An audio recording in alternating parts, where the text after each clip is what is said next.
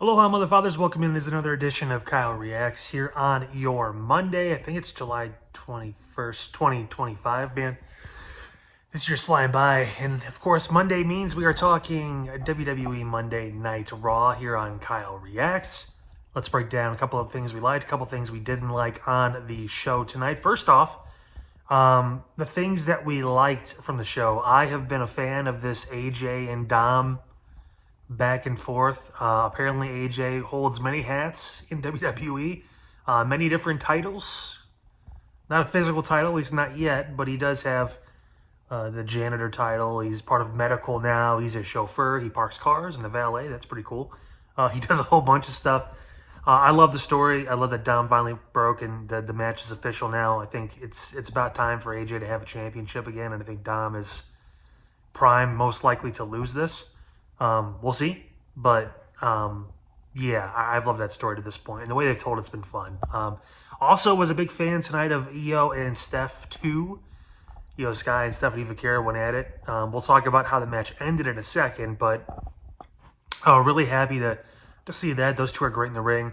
I think Houston was obviously gearing up for the main event. They were waiting for the main attraction, so at certain points it got kind of quiet. Also, the Devil's Kiss is just not the same without Booker. I think we can all admit that.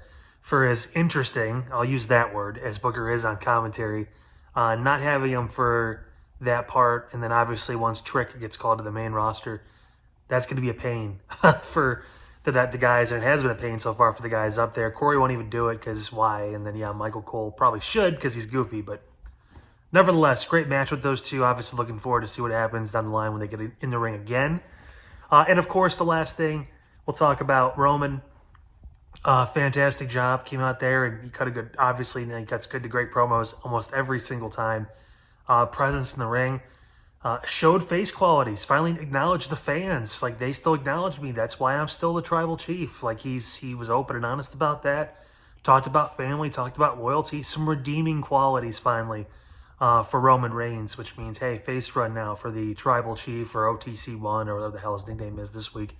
But I couldn't help but notice in the whole situation, which again they've played as it seems that Seth is out for the foreseeable future. We'll see if that holds true or not.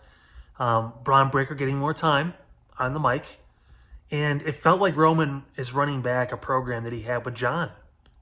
If you remember back, and I think it was 2017. It was a few years before the OTC was born. Before Tribal Chief was born. And John had the promo battle with Roman. It's famous now. Hey, the kid, if you need to learn how to cut a promo, if you're going to be running the place, whatever it was, I got those vibes from Roman and Bron Breakker. I think we all kind of know that Bron Breakker is going to be the guy in a few years here, if not sooner. And Roman was kind of like, yeah, it's... So they've been recycling storylines recently, but they've been in taste. The Cena Punk stuff was fantastic, and now obviously this was pretty good too. Only a couple things I didn't like from the show tonight. One of those being the finish of Steph and Iyo Sky. Chelsea Green, love her, but the Secret Harvest stuff is still strange. She's not anywhere near in contention for the U.S. title. It's just giving Piper Niven and Alba Fire something to do, which is cool, but at the same point, I don't know.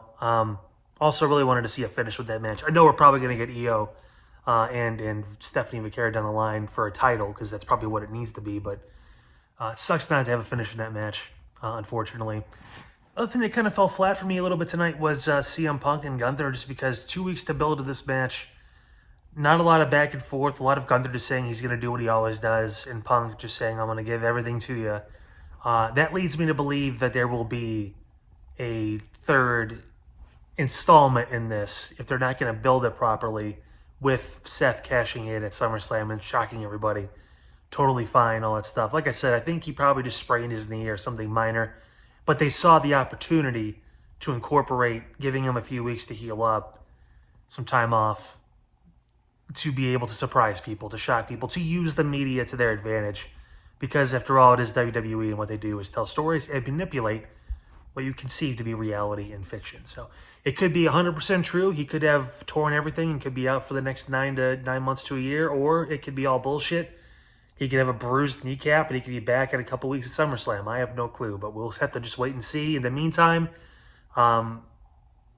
curious to see what they do now with only a week or so left to get Punk and Gunther more steam, because right now there's not a lot behind it. All right, guys, that's going to wrap it up for tonight's edition of Kyle Reacts. Back tomorrow night for the WWE NXT review. Excited for that first show after an eventful couple of weeks here. And obviously TNA Slammiversary, we saw Jacy Jayne win the TNA Women's Championship, the knockout title. So what's she going to do? Obviously Blake Monroe debuts as well. It's going to be a crazy show, so I'm excited to see all of that. Her singles debut tomorrow night. Until then, have a great rest of your Monday evening, and I will see you guys tomorrow night with Kyle Reacts on NXT.